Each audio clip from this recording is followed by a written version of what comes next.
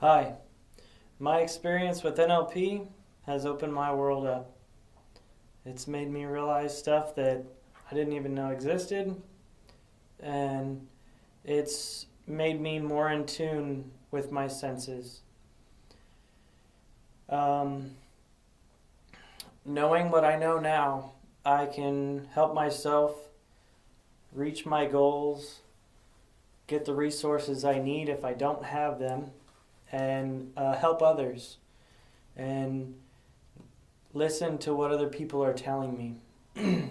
This is helpful for me because I want to be a leader.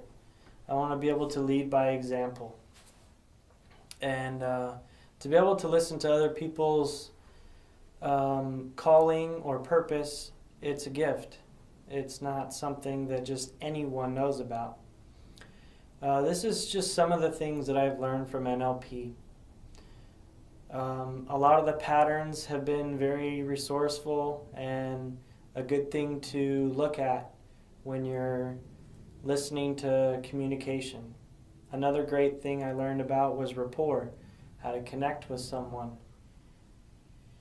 These things are all helpful with communication.